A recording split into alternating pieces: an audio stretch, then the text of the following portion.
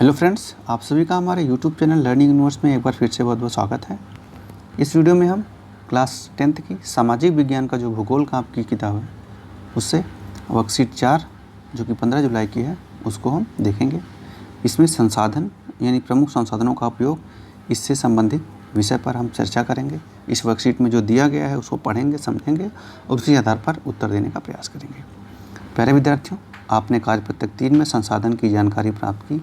आज हम कुछ महत्वपूर्ण संसाधन जैसे मृदा, भूमि, जल, प्राकृतिक वनस्पति, वन्य जीव, खनिज इत्यादि के उपयोग के विषय में अध्ययन करेंगे। तो आपको पता है आपका पहला चैप्टर जो संसाधन है उसमें पहली वर्कशीट जो 03 थी, इससे पहले वाली, उसमें आपने क्या जाना, संसाधन क्या होते हैं।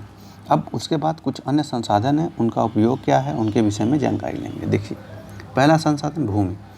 भूमि का उपयोग विभिन्न कार्यों के लिए किया जाता है, जैसे कृषि, सड़कों का निर्माण, उद्योगों की स्थापना। तो भूमि भी एक संसाधन है। अब किसी को उद्योग स्थापित करना, फैक्ट्री, तो आसमान में तो करेगा नहीं, वो ज़मीन पर ही करेगा। कृषि ज़मीन पर, भूमि पर ही होती है। सड़कों का निर्माण है, ये सब चीज़ें हैं, क्या होता है, इसके लिए भूमि का प्रयोग होता है। और भी कई सारे ऐसे कार्य हैं जिनके लिए भूमि संसाधन के रूप में कार्य करती है। जैसे कुछ भवनों का निर्माण है, शहर बसाना हो, तो इन सब के लिए भूमि का उपयोग। मृदा अर्थात मिट्टी अत्यंत ही महत्वपूर्ण संसाधन है। सभी प्रकार के पौधों का विकास मृदा से ही होता है, जिसमें जीवों का पोषण प्राप्त होता है। अब देखिए, बिना मृदा के जितने भी पौधे हैं उनका विकास हो ही नहीं सकता। तो मृदा के बिना जो है ऐसा हो नहीं सकता, तो जीवों के पोषण के लिए इनकी ज़रूरत है। तो इसलिए मृदा जो है एक बहुत ही महत्वपूर्ण संसाधन है। जल के बिना जीवन की कल्पना नहीं की जा सकती। जल पृथ्वी पर सबसे महत्वपूर्ण संसाधन है, क्योंकि जल के बिना ही आप मृदा, भूमि और जो मानव जीवन या जो भी जितने जीव हैं उनकी कल्पना नहीं कर सकते। यह भोजन पकाने, पीने, कपड़ों की सफाई, उद्योगों इत्यादि के लिए में लाई जाती है। तो जल का हर उद्योग में और सबके लिए उपयोग है। प्राकृतिक वनस्पति अर्थात पौधे हमारे लिए बहुमूल्य संसाधन है। पौधे हमें लकड़ी प्रदान करते हैं, प्राणियों को आश्रय देते हैं, ऑक्सीजन उत्पन्न करते हैं जिसमें हम सांस लेते हैं। इसके अलावा वनस्पतियों से ही हमें अनेक प्रकार की दवाइयाँ बनाई जाती हैं। तो ये सब चीज़ें करने के लिए प्राकृतिक वनस्पतियाँ जो हैं संसाधन के रूप में प्रयोग होती हैं। वन्य जीव, इसके अंतर्गत जंतु, पक्षी, कीट या जलीय जीव आते हैं। इनसे हमें दूध, मांस, ऊन, शहद इत्यादि प्राप्त होता है। तो पता है वन्य जीव से हमें बहुत सारी चीज़ें, जैसे ऊन प्राप्त करना है तो भेड़ हैं, इन सब से ऊन हम प्राप्त करेंगे। दूध है तो जो दुधारू जानवर हैं उनसे, आपको पता है मुर्गे हैं, मुर्गों से जैसे अंडे का व्यापार करना, अंडे का उद्योग मतलब जो इतने लोग भी करते हैं, या मांस का जो व्यापार करते हैं, तो सब हमें वन्य जीवों या जीवों से ही प्राप्त होता है। अगला है खनिज जैसे कोयला, लोहा, एल्युमिनियम, तांबा इत्यादि हमारे जीवन के लिए अत्यंत महत्वपूर्ण संसाधन है।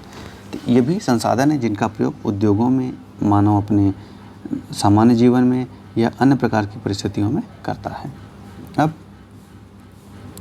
आगे प्रश्न है, बहुत सिंपल है। जल हमारे जीवन में किस के लिए कैसे महत्वपूर्ण है? तो आपको ऊपर बताया गया कि जल क्या है। जल के बिना जीवन की कल्पना नहीं की जा सकती, और हमारे जीवन में हर क्रियाकलाप के लिए, जैसे खाना पकाने के लिए, पीने के पानी के लिए, कपड़ों की सफाई के लिए, खेती के लिए, उद्योगों के लिए, इन सब के लिए जल बहुत ही महत्वपूर्ण है। इन्हीं 5 प्राकृतिक वनस्पतियों एवं 5 अन्य वन्य प्राणियों के नाम लिखिए।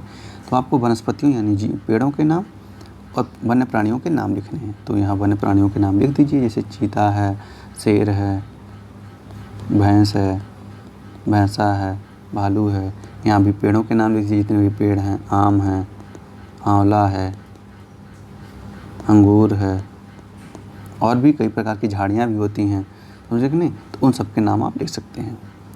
अपने घर में प्रयोग होने वाले कुछ खनिजों का नाम बताइए। तो आपके घर में क्या लोहा प्रयोग होता है, एल्युमिनियम होता है, 2 होते हैं। इसके अलावा और भी क्या क्या होते हैं, आप अपने घर के सामानों को देख लीजिए और उससे आपको तुरंत पता चल जाएगा कि आपके घर में कौन कौन से खनिज प्रयोग किए जाते हैं। तो आपको पता, जैसे तांबा भी प्रयोग किया जाता होगा आपके घर में, कोयले से भी कभी कभी देखते होंगे खाना बनता होगा। तो ये सब खनिज हैं। सोना भी हो गया। तो बहुत सारी चीज़ें हैं जो खनिज के रूप में होते हैं, उत्पादित किए जाते हैं और बाद में इनका कंपनी में या जो उद्योग हैं वहाँ जा कर के इनको सही तरीके से इनका प्रगलन किया जाता है और फिर ये धातुएं सही से बन के मार्केट में आती हैं।